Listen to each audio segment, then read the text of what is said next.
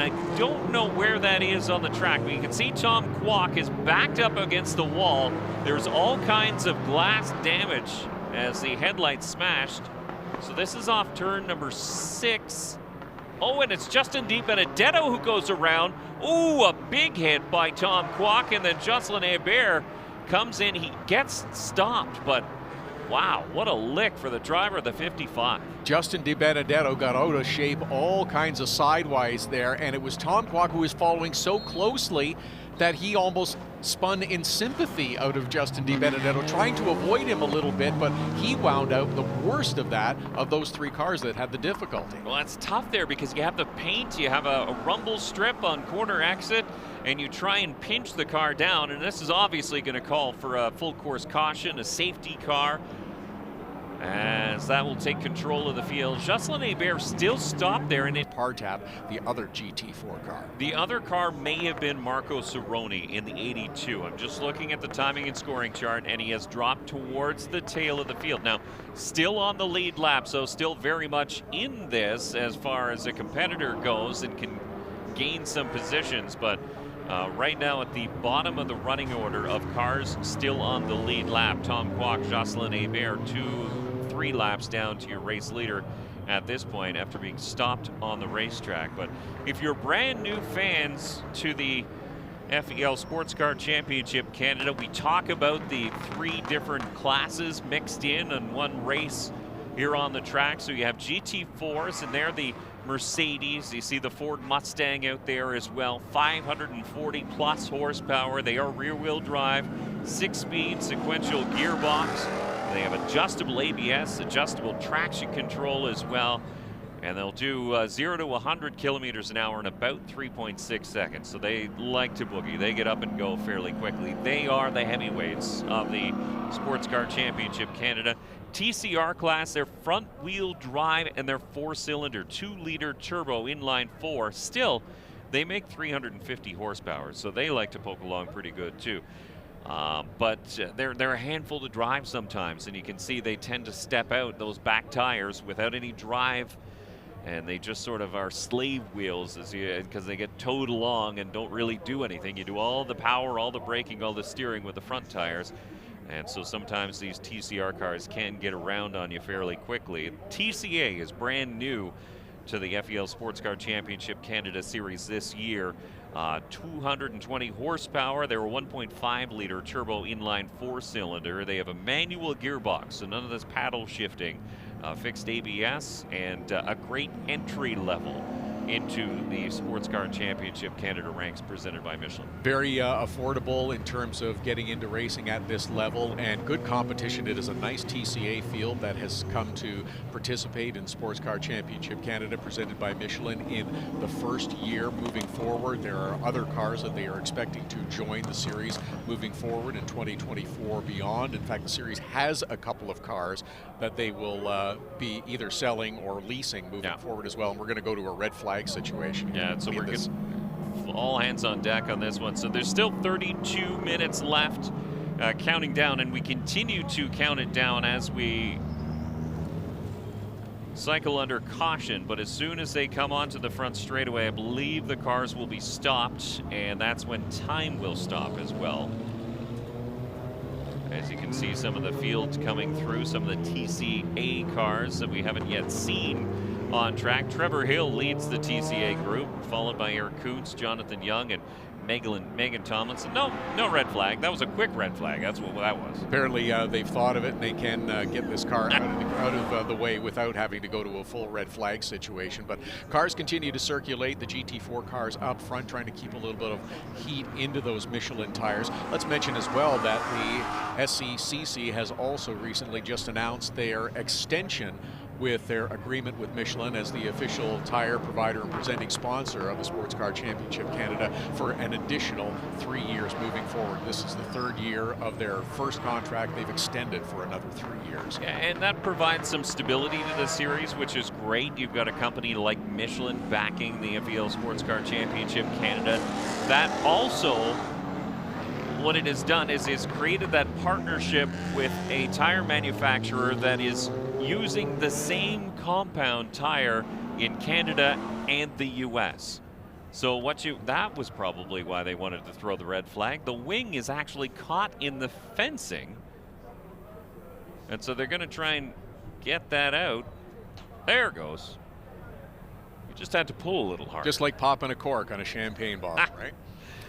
But essentially that deal between Michelin and the Sports Car Championship Canada, what that does, as I mentioned, is it creates some interest now from American teams. So if you have a GT4 car, the rules are the same. Your TCR or your TCA class, or your TCR and your TCA are all the same. You can run them both sides of the border. So now you know that you can run the tires that you have on both sides of the border as well. So it cuts down the costs a little bit more to travel, which is great news. And it does generate some interest from American and other outside teams as well. We had a couple of participants in the last round for the Sports Car Championship Canada who came to the series as a one-off. Mark Wilkins, who normally runs in the Michelin Pilot Challenge Series, he raced. James Vance, who has been racing in IMSA, he participated in the TCA category as well. So it's starting to get a little bit of interest a little further afield in North America. And Braden Motorsports is the tire providers for the FEL Sports Car Championship Canada. And of course, Braden Motorsports sponsoring the podium celebrations at every stop of the 2023 season for the SCCC. Just coming off a successful outing at the Honda Indy Toronto. And for a lot of these drivers, it was first opportunity to run with concrete walls on both sides of the race car. No runoff. We talk about it a lot when we talk about this track here at the Grand Prix de Trois-Rivières. It's a tight, twisty circuit, but it's intimidating as well when you're surrounded by that. And maybe some of these drivers don't have a ton of experience, and it really can throw you off. And it will benefit drivers coming back here to Trois-Rivières for the second year. A number of drivers who participated in the Sports Car Championship Canada last year, that was their first experience with concrete. So now they've come back for a second time around and understand what to expect here in GP3R a little bit better. It looks like we've got the flatbed coming out in place now to try to get that 55 with Tom Kwok out of the way, and hopefully we'll get back to green flag conditions. Still lots of time left, still about 28 and a half minutes remaining in this time. Yeah, so the red flag was shown, it was never displayed, and so the clock continues to tick, as you mentioned, in this 40-minute timed race, so not quite halfway. Still lots of laps left to be completed. Oh, there you can see, look at the back wheel of the Jocelyn Hébert, number 89. Look at the right rear corner of that Honda Civic, and look at the angle of that back wheel. That's the reason why he was, I saw he didn't hit the 55, and I'm like, why didn't you get going? But that's why you wouldn't get going. Apparently there was some sort of impact that has that right rear tire askew, so it is both the 55 and the 89 that have to be removed by flatbeds, it looks like. So it'll take another minute or two, but then we'll be back to action again. Nick Galland out front, Jack Polito, Demi Chalkis are the top three in the GT4 category. Gary Kwok, Richard Boken, LP Montour are the top three in the TCR class. Trevor Hill, Eric Kuntz, and Jonathan Young, the top three in the TCA category. And a young fan who is up against the fence and eager for those cars to get back to speed. Absolutely. We should mention, too, a big thank you to the supporters of the FEL Sports Car Championship Canada and Assured Automotive, and sponsoring the pole award. So the pole going to Nick Gallant in the GT4 class, Trevor Hill in the TCA, and Gary Kwok picking up his first Assured Auto Canada pole awards. And as a matter of fact, Assured Auto is looking for workers. So if you're a skilled worker in the mechanics industry, they're looking for all kinds of help in all different disciplines. So if you're currently on the sidelines looking for work, then give Assured Auto a call, and they will happily look over your resume. Great for them to participate in the pole awards. The qualifying a little unique in the SCCC as well, because you'll have a fast lap that of course will set the grid for today's first of 3 races here in GP3R this weekend. Then we will have the second fast lap that will set the grid for race number 2, and then it is the fastest race lap in race number 2 that sets the grid for race number 3 later on Saturday afternoon. Kind of unique, but pretty cool as well. That's very cool. And as a matter of fact, just to throw another element into qualifying, it was a mixture of sun and rain earlier today. So there was the racing line stayed fairly dry, which was good news, but there was a significant, not a downpour, but not a real rainstorm. There was significant rainfall, we should say. It was enough to affect qualifying. Yeah, exactly. So yeah, it was one of those mixed condition qualifying sessions for the SCCC today, just to make it a little bit more challenging, because why not? Looks like they have both of those cars, the 89 and the 55, pretty much up on flatbeds now, so they'll back them up, get them up out of the way. Then of course you want to make sure that you sweep any of that debris up, because the last thing you need is someone cutting down a tire through that area, so they'll make sure that is all cleaned up and we're ready to go back to full speed here in the streets of Trois-Rivières. Nick Gallant, of course, coming off a couple wins at the Honda Indy Toronto in the GT4 class. Demi Chakas stepped up on the podium in the 34 as well. Jack Polito gave a great fight, finishing on the podium several times in the 22. So it's been a very tight fight in the GT4 class. Realistically, those top 3 cars are very, very close. We saw it in qualifying. We're seeing it in race trim as well. They're separated by just hundredths of a second on most laps. Equally tight in the TCR category as well, with Gary Kwok, who scored the pole in the TCR category, but the top 6 or 8 qualifiers in the TCR category with all within a second of one another, so that makes for great racing and close competition. And you know what's beautiful about that is they're all different makes and manufacturers as well. So you have a Honda in there, you have Audis, you have Volkswagens, and it's all mixed in. There's Hyundais, of course, the Velosters, and you have the Elantras as well. So that's what creates such a belief. And not only just tires, you need the heat and the brakes as well.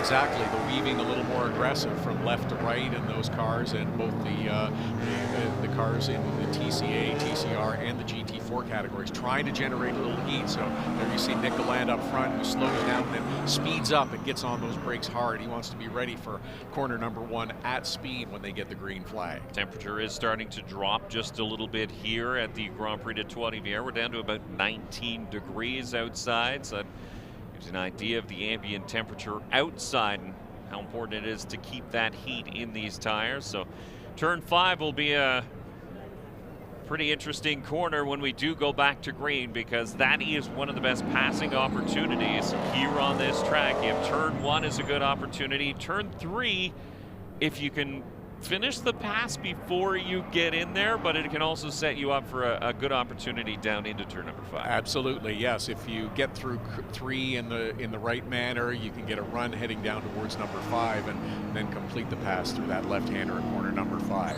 Cars weaving back and forth. Nick Gallant out front of the GT4 category. It is Gary Kwok in the 66 who leads the TCR, and Trevor Hill in the number 2 leads the TCA categories. We get set to go back to green. Love this race because it allows the teams an opportunity to race in night conditions. They don't do this anywhere else, and there's not a lot of street lights around this GP3R circuit. There's Jocelyn Hebert out and walking back to the paddock area, but essentially it's like you on the highway with your high beams on, and that's of LP Montour just a little further back in that field as well. So good battles going on, and we're not even through one complete green flag lap as yet. They almost gave Richard Boak the keys to the city of Toronto as he swept all races in the TCR class in that Audi. Just had a really very solid weekend, and he's looking to keep that pace up here, and it looks like Kwok did light up the tire in turn number 2, got a little bit hard on the brake pedal, and that cost him just a small gap, but was Boak able to take advantage? Oh, and the 66 is off. That's turn number 3. Was there contact now is the big question between the 84 and the 66. We knew Boak was right there. Kwok had made a mistake going into turn number 2, and I think he just went off straight. You can see the tire marks. I don't think he made contact with anything. There is a little bit of a runoff area there. Here we're going to get a replay of it. And there's the there's the move up towards the inside. And yes, there is a little contact, and yeah, that's more than a little contact, sending Gary Kwok around. Yeah, but good news, he didn't hit the tire wall. Bad news for him, he loses a ton of track position. So out of the race lead in the TCR class after contact on the nose of Richard Boak. But your overall race leader continues to be the 77 of Nick Gallant, ahead of Jack Polito, who just went quickest of anybody in that Ford Mustang in the 22. Keep an eye on the kid, Jack Polito. And it is actually the 29 of Louis-Philippe Montour who jumped ahead of Richard Boak while all that contact was taking place with the 66. And there you can see Vince Partap with the 80 of Connor Atrell, and that is a battle 9th and 10th overall. Connor Atrell has actually done very well. He started towards the tail in the TCR class, kept his nose clean, and now he's up almost, well, he's well up inside the top 10 in the TCR. As a matter of fact, he is almost in a top 5 position. That is a nice run for Connor Atrell. He has had some very tough luck at different times through this season, so nice to see that 80 car of Connor Atrell running strong. It remains Nick Gallant, Jack Polito, Demi Chalk is the top 3 in the GT4 category. Louis-Philippe Montour, Richard Boak, and Justin Di Benedetto are the top 3 now in the TCR category after that contact with the 66 of Gary Kwok and the 84 of Richard Boak, sending Kwok into the tire barrier. He is rolling once again. Richard Boak has come back. He had a lap time of 1:15, which was well off the pace compared to the others, and I wondered if there was any damage to that 84 car. It doesn't appear as though there is. The Betts Pools Audi still at pace now, a 1:10 his last time by. Demi Chalk has made a bit of a mistake. It cost her a spot. LP Montour got around. So that's not a battle for class position, but it's a battle on the racetrack. Chalk is down to 4th overall. LP Montour up into the top 3. And LP Montour doing double duty here this weekend, not only racing in the SCCC in the Volkswagen, he's going to jump into a rear-wheel drive taxi cab driving in the NASCAR Pinty Series as well this weekend. That'll be definitely a very different ride for LP Montour. The battle up front also tightening up a little bit. Nick Gallant continues to lead by about a half a second, but Jack Polito in the 22 posting a quicker lap time by about 0.4 of a second last time by, so that 22 is closing in on the leader right now of the 77. How would you like to be Marco Cerrone? He made contact with the 89 of Jocelyn Hebert. He has a headlight knocked out, so we talked about how difficult it is to race with 2 headlights. He's only got 1, and he's looking at the back of the 3 of Vince Partap. Here's the 66, Gary Kwok, continuing to work his way up through the fields as he gets around Olivier Montour in the 45. After that contact sent him into the tire barrier. Took a little moment, but Gary Kwok is rolling again and now starting to move his way forward. As you see, doesn't seem to be any damage to that 66, just a little frustration from getting bounced back in the pack. Just gives you an idea of the speed of the GT4 class cars. Marco Cerrone very much had position to get around Vince Partap, and then Partap just laid that right foot down on the gas pedal down the front straightaway and was able to hang on, and he'll do it again down the back chute towards turn number 5. Look at Cerrone is right there along with Gary Kwok, and now Partap may relinquish that position as Cerrone actually somewhat reluctantly shoulders his way through. So Gallant continues to lead over Jack Polito. The difference in the front of the field, less than half a second. LP Montour, Richard Boak, and Demi Chalkis. Something has happened to that 34. She's still third in class, but she's well off pace, and that is Ed Killeen in the 37. Glowing brake rotors all the way around that Audi RS3, and he will look like he'll get it back going.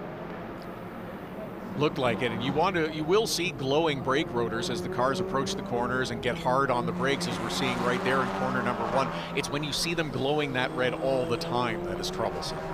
Now you can take a look. You see Marco Cerrone. He's been working on those front brakes fairly hard. He's been pushing, trying to come back up through this field, as has the 66 of Gary Kwok in the M&S Quality Produce Honda. We know that car is quick. He sat on the Assured Automotive pole, and now he moves to the inside. Not quite there. Marco Cironi is a veteran, a wily veteran at that. That's a good fight between those two. That's for 10th position overall. And Marco Cironi continues to hold on to that. Not really driving a defensive line, but just driving his line and forcing Gary Kwok to try to find a way around him right now. And as you mentioned, that is a veteran play by Marco Cironi. Yeah, they're just in behind the 80 of Connor Attrell, and there you can see Connor Attrell. But these two are starting to push each other, and they're going to catch that Hyundai Elantra N of Connor Attrell, the Quaker State-backed entry, the number 80. As Attrell, we mentioned, having a very, very good race, sitting in 9th overall on the racetrack, but it looks like Cironi and Kwok will be on his back bumper very shortly. This back up at the front of the field, though. GT4 lead and overall lead. The 77 of Nick Gallant has it. Jack Polito is the young lion who wants it, but look at that brake rotor glow. Just about 12.5 minutes remaining in this race, and yeah, that has become a very tight battle. Here's a look back at the pass of the 66 on the 82 of Marco Cironi. He just kind of stuffs it up the inside, and as we say, there was a little elbow and hip check to complete the pass. Yeah, at this point with Marco Cironi, with the damage he has on his car, what's a little bit more? A few more dings on that car as he made contact with the 66, but everybody stayed straight. We stay under green flag conditions, which is great news, but can Polito make something happen here into turn number 5? You can't even see the headlights. He's that close. Working with NASCAR Pinty's Series driver Daniel Bois, a driver coach in the Polito Ford's pit area. And Jack Polito seeing this track for the very first time. Did some practice, did some qualifying, not a lot of track time though, and now he's battling for the race lead. Right now, just looking at the rear of that 77 of Nick Galante and trying to see where there might be an opportunity as the lead gets pulled out to just a little better than a half a second right now. As you see the 77 making his way through. A little bit of a gap, a little bit of breathing room. Allows the driver, in this case Nick Galante, to just sort of relax and focus on the task ahead of him instead of worrying too much about the car behind him. And neither one of these drivers are taking it easy, though. I mean, you look at the glow of the brake rotors and just how hard they're pushing. You can see the cars bouncing side to side under braking, especially into turn number 5. You can see there's heavy bumps going into the braking. This is in the TCA class. We haven't seen a lot of these cars, but they have been having a very good dice for this entire race, and that is the 25 of Eric Kuntz. Jonathan Young is in the 8 car, and Megan Tomlinson, I believe, is the other car just in behind there. So a 3-way battle. And that's the 2 of Trevor Hill as well, who's on the outside, who has just been shouldered by the 25 of Eric Kuntz, who's going to take over that top spot. Yeah, so I looked, I thought Trevor Hill was a little bit further up, but he was not, as he's been caught and passed for the race lead in the TCA. Eric Kuntz, Jonathan Young, your second and third place runners in the TCA class, and again coming up on 10 minutes to go here in the FEL Sports Car Championship Canada. And the TCA cars are right behind the 4 of Justin DiBenedetto, who is up near the front of the TCR field, chasing Richard Boak and Louis-Philippe Montour as the top cars in that category. Remember, Justin DiBenedetto was the car that got crooked, and that sort of led to that chain reaction crash we had that put us under caution for a significant amount of time. There's Richard Boak in the 84, the FAF-backed Audi, and he is running second in class in the TCR class. And he'll be looking in his rearview mirror and see headlights, and those headlights belong to Justin DiBenedetto. Again, Boak looking to continue his string of podiums. Justin DiBenedetto has been hit and miss all season long. He started out great at Canadian Tire Motorsport Park for race number 1, and then race number 2 he ended up in the tire wall. So it's been that kind of year for the driver, the number 4. And that is the way it goes sometimes. And there's the 77. And Jack Polito's gotten around him. Somewhere at some point the 77 has been passed by the number 22 of Jack Polito. And And so we have a new race leader overall and in the GT4 class. So Jack Polito in the Polito Ford Mustang goes to the front.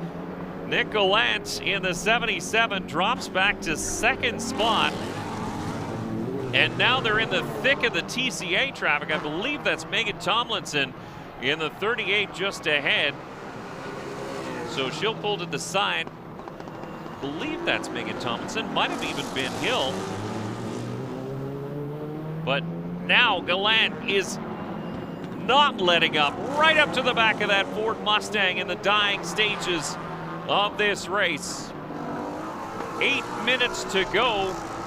Last check of the clock, and you can see Gallant banging off the curbing on turn number 10. Sparks coming from the underside of that Mustang, or that Ford, excuse me, the Mercedes AMG, as he continues to push.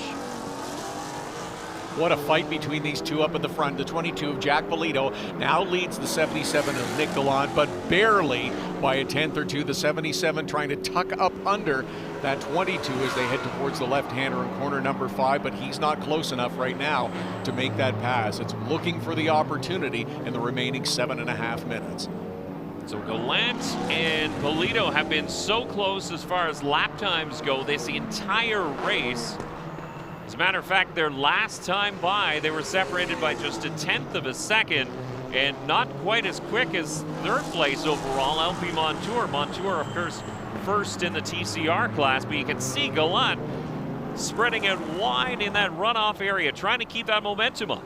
Is he pushing? Yes, absolutely. Almost disappeared off the screen in that runoff area, but trying to find his way a little closer and to find an opportunity to get himself around Jack Polito.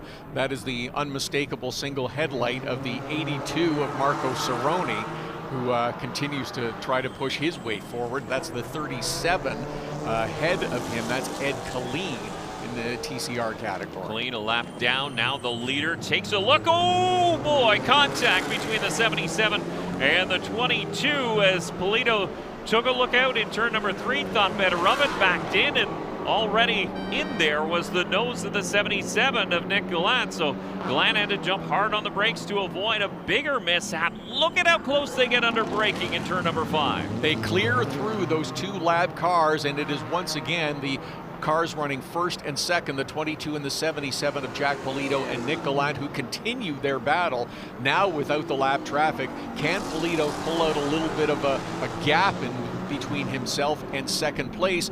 That 77 is not letting him get away. These are sports cars turning into bumper cars on the streets of Trois-Rivières as Nick Gallant tries to pressure the youngster Jack Polito with just under 6 minutes remaining in this 40-minute timed race. It's amazing that they can be on track for that long and be this tight right at the end. Just over a half a second between first and second. You see the 77 going a little bit wide again, trying to carry a little bit of momentum. Maybe he can make something happen and get really close coming out of corner number 3. Here's the opportunity. Put your foot down, try to tuck up under the back spoiler of that 22.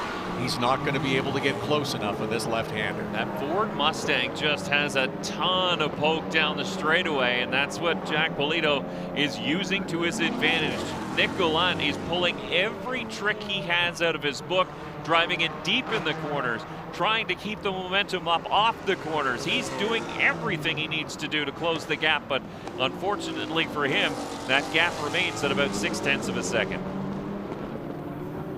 Coming out of corner number 5, Jack Polito seemed to get a little unsettled, and we've seen a couple of cars do that through the left-hander, transitioning from concrete back onto asphalt. Maybe Nick Gallant noticed that. Maybe that's his opportunity in the remaining 5 minutes. Well, he has been pressuring at the end of that straightaway. He gets up so tight, hoping that the 22 misses the braking point, maybe pushes it a little bit too deep in the corner. When you have a young driver ahead of you, that's what you want to do. You want to get in their head just a little bit. Again, fill their mirrors side to side. You want to let them know that you are there and are always there. As you can see, Jack Polito, he wants to let everybody else know that he's coming, and please get out of my way. Couple of slower lap cars that he's trying to use as a pick to put a gap between himself and the 77, and does so very effectively. Wow, he did what he needed to do. 2 cars between him and Nick Gallant. In turn number 5, Gallant will tuck to the inside. Now to the outside of turn 6 and back on the inside, so it's a little bit of a back and forth, a kink down a straightaway, really.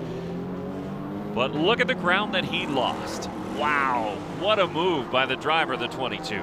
3.5 minutes remaining and a significant gap now back to second place in that 77 of Nick Gallant.